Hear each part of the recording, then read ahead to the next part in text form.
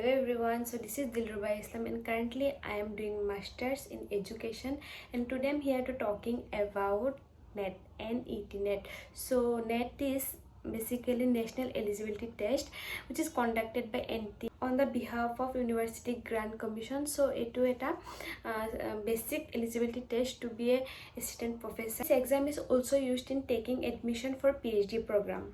So this is NET and there is two paper in NET exam and this exam is held in one shift only. In first paper we have 100 marks and in the second paper we have 200 marks. So first paper is basically the general paper. It is for all the students and the second paper is our major paper. We are doing our masters. So who can apply for NET? So basically for NET everyone can apply who is appearing masters or who is done with their masters. When talking about NET, another word is also comes ZRF. So what is the ZRF? From of ZRF is a junior research fellowship.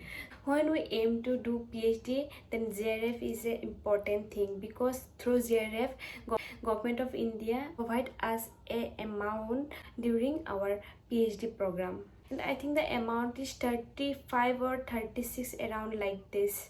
The Government of India provide this amount to us per month during our PhD program. So I think this is a good opportunity to grab the opportunity of taking fellowship from government. So our point I the ZRF or NET ekeniki is ZRF and NET are same. So the answer is yes. So NET crack kore only 6% manhoe aru tar bhitor ZRF crack kore taru 1% manhoe. So comparatively ZRF is more tough than NET. So yata arota kotha hil je NET aru ZRF for karone beleg exam dibo lage niki. So the answer is no. NET aru ZRF for babe eta exam dibo lage kintu jetia apply kora jay tetia tat ZRF to click kori dibo lage tetia both duitar karone apply kora hoy jay. Tel amar number thake both paper mili pelai paper 1 thake 100 and paper 2 thake 200 and each question carry 2 marks and there is no negative mark. I think this is a good thing. So ZRF crack koribole is simple an example.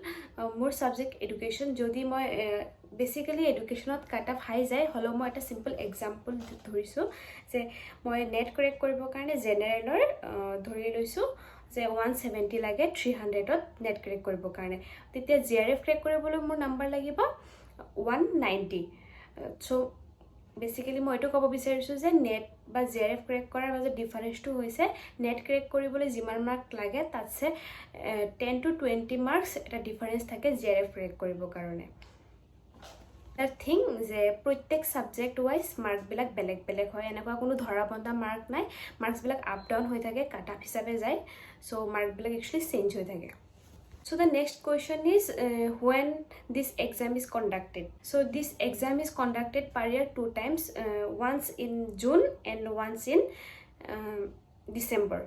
So দুবাৰ হয় exam to জুনত আৰু ডিসেম্বৰত প্ৰত্যেকবাৰে আমি appear কৰিব পাৰো যদিহে মাস্টাৰ্ছত appear কৰি আছো বা আমাৰ মাস্টাৰ্ছ কমপ্লিট হৈছে সো এইটো আছিল এলিজিবিলিটি ক্ৰাইটেৰিয়া সো কেতিয়া হ'ব এক্সামটো What is the date of NET 2025? So apply actually start hoise 16th of April or para apply hoise June 2025 or aru your last date hoise 7th of May.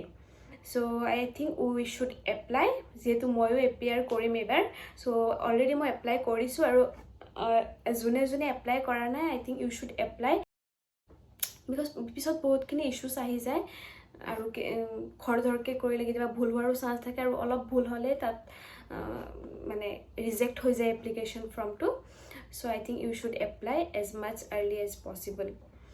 So yes, another question is what is the duration of the exam? So yes, duration of the exam is 3 hours.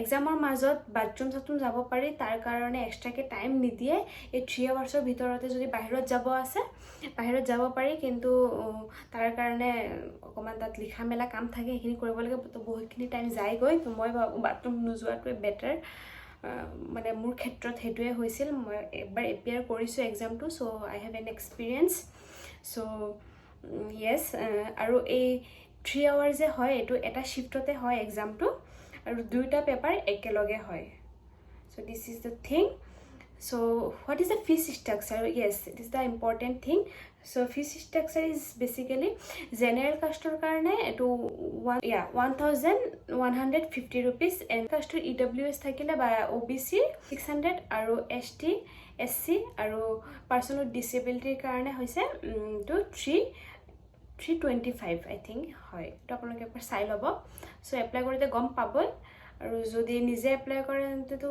বেলেগ খৰচ নাই আৰু যদি computer দোকানত যে apply কৰে তেন্তে আৰু তাৰ কিবা এটা ল'ব 100-150 this much is for today and if you want to know more or if you have any query then you can do comment so do subscribe for more information and thank you for watching my video till then bye